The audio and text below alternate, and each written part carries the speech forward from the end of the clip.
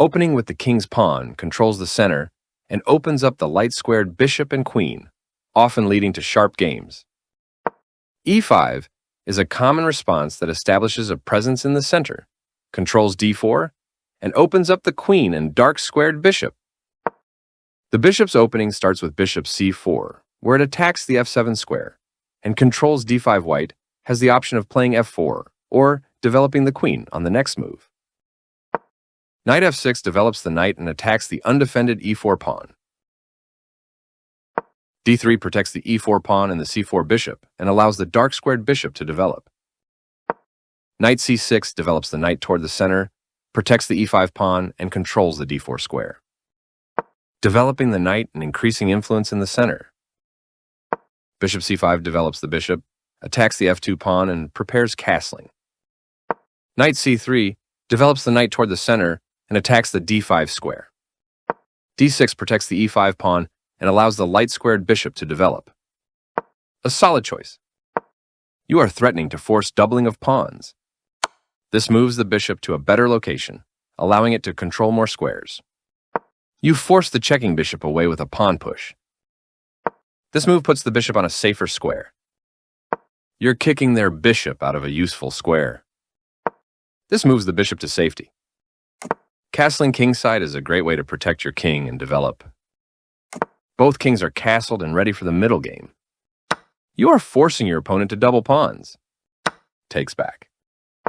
Good job, that's what I would have played too. One of the best moves. That was a fair trade. Recaptures. Good job stepping in to defend your pawn. A very strong play. Your move provides an escape square for your king, developing the bishop and increasing influence in the center. You are threatening to tactically win a pawn. The pawn is now adequately defended. You had a better option, but this is not bad. The game was close to balanced, but now black has a winning position. That was an even swap of material. Takes back. Now the other player can't stop you from winning a pawn if you make the right moves. This permits the opponent to win a knight through a fork. Nice fork, you'll be winning a knight. This threatens to capture a pawn and win material after the follow-up trades. That knight was yours for the taking. This connects the rooks, which helps them work together. That pawn chain will help strengthen your pawn structure. That pawn was free for the taking.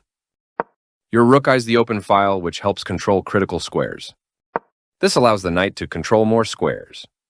That square is great for your rook. The knight now occupies a secure outpost. This is the way to win material. Recaptures. This is the way to win material. This move puts the queen on a safer square. That pawn was yours for the taking. A solid choice. Smart move reinforcing your pawn with extra protection. This misses a chance to win a pawn, but the position would have been losing anyways. Good thinking. This move puts your piece into a stronger, more active position. This passed pawn is a strong asset for white. The closer your passed pawn to promotion, the stronger it is. One of the best moves. Well done, an excellent move. A very strong play. This move wins a pawn. This move puts the queen on a safer square. You are threatening to checkmate the king. This allows the opponent to force eventual checkmate. Your opponent has no escape. You can force a checkmate with the correct moves. This wins a pawn. Takes back. Wow, you lose your queen so that you can checkmate. Recaptures.